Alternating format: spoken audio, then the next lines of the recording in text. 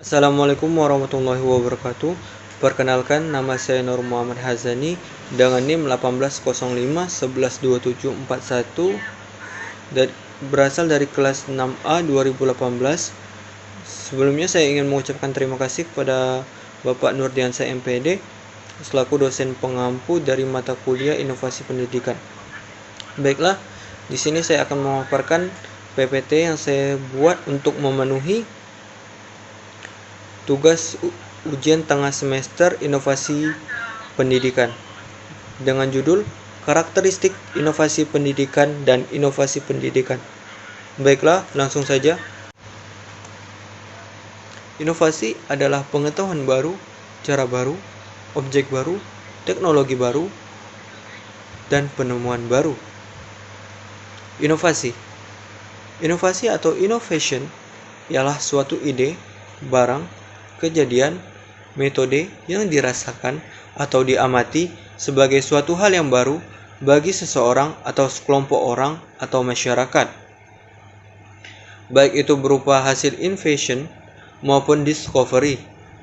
Inovasi diadakan untuk mencapai tujuan tertentu atau untuk memecahkan suatu masalah tertentu. Cepat lambatnya penerimaan inovasi oleh masyarakat luas sangat dipengaruhi oleh karakteristik inovasi. Karakteristik inovasi yang dapat mempengaruhi penerimaan inovasi Everett M. Rogers 1993 14-16. Yang pertama, keuntungan relatif advance. Sejauh mana inovasi dianggap menguntungkan bagi penerimanya. Yang kedua, compatible atau compatibility, yaitu tingkat kesesuaian inovasi dengan nilai value, pengalaman lalu, dan kebutuhan dari penerima. Yang ketiga, complexity, yaitu tingkat kesukaran untuk memahami dan menggunakan inovasi bagi penerima. Yang keempat, trial ability, yaitu dapat dicoba atau tidaknya suatu inovasi oleh penerima. Yang kelima, dapat diamati, observability, yaitu mudah tidaknya diamati suatu hasil dari inovasi.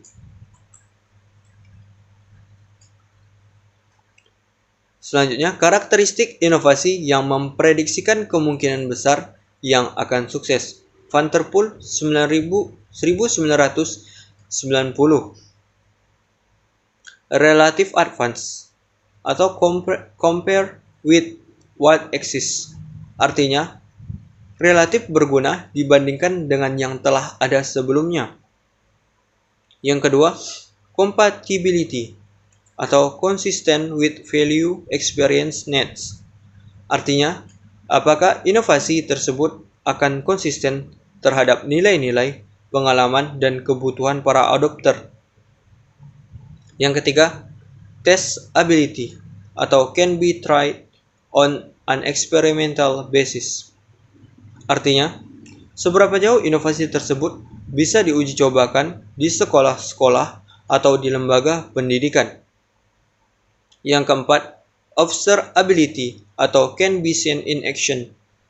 Artinya, apakah inovasi tersebut dapat diperlihatkan secara nyata hasilnya kepada para peserta didik dan apakah kita bisa melihat variasi-variasi saat mengaplikasikan inovasi tersebut. Yang kelima, complexity atau easy of use. Artinya, apakah guru-guru memerlukan pelatihan untuk mengaplikasikan inovasi tersebut dan apakah akan menambah tugas kerja guru. Selanjutnya, bentuk inovasi pendidikan. Yang pertama, inovasi kurikulum. Contohnya yaitu kurikulum 1994, suplemen kurikulum 1999, kurikulum 2004 atau KBK, kurikulum 2006 atau KTSP, dan yang terakhir kurikulum 2013. Inovasi proses pembelajaran. Contohnya yaitu Pakem CTL, Cooperative Learning, dan TGT. Selanjutnya, inovasi pembelajaran, kartu bilangan, Infocus, dan Torso. Yang terakhir, inovasi pendidikan, kompetensi pendidik, contohnya SPG, Sekolah Pendidikan Guru, D2, PGSD, S1, PGSD, PPG, dan PLPG. Berikut adalah contoh dari inovasi pendidikan.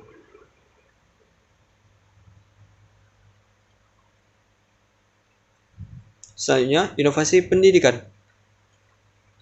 Inovasi pendidikan adalah suatu ide, barang, metode yang dirasakan atau diamati sebagai hal yang baru bagi seseorang atau kelompok orang atau masyarakat, baik berupa hasil intervensi, penemuan baru, atau discovery baru ditemukan, yang digunakan untuk mencapai tujuan pendidik atau memecahkan suatu masalah. Selanjutnya, tujuan inovasi pendidikan. Tujuan inovasi pendidikan adalah meningkatkan efisiensi, relevansi, kualitas, dan efektivitas sarana serta jumlah peserta didik sebanyak-banyaknya dengan hasil pendidikan sebesar-besarnya, menurut kriteria kebutuhan peserta didik, masyarakat, dan pembangunan dengan menggunakan sumber tenaga, uang, alat, dan waktu dalam jumlah yang sekecil-kecilnya. Cara-cara pencapaian inovasi pendidikan. Pertama, dengan cara pemerataan dan peningkatan kualitas. Yang kedua, dengan cara memperluas pelayanan pendidikan kuantitas. Yang ketiga, dengan cara meningkatkan keserasian pendidikan dengan pembangunan. Yang keempat, dengan cara meningkatkan efektivitas dan efisiensi sistem penyajian. Yang kelima dan yang terakhir yaitu dengan cara melancarkan sistem informasi kebijakan. Berikut adalah faktor-faktor yang mempengaruhi inovasi pendidikan. Yang pertama yaitu visi terhadap pendidikan, yaitu pendidikan merupakan persoalan asasi bagi manusia-manusia sebagai makhluk yang dapat dididik dan harus dididik. Tumbuh menjadi manusia dewasa dengan proses pendidikan yang dialaminya. Kedua, faktor pertambahan penduduk. Dengan adanya penambahan penduduk yang cepat menimbulkan akibat yang luas terhadap berbagai segi kehidupan, terutamanya di segi pendidikan. Ketiga, perkembangan ilmu pengetahuan. Perkembangan ilmu pengetahuan secara akumulatif dan makin cepat jalannya. Yang keempat, tuntutan adanya proses pendidikan. Tuntutan adanya proses pendidikan yang relevan berkenaan dengan hal tersebut, maka pendidikan dapat diperoleh baik di sekolah maupun di luar sekolah.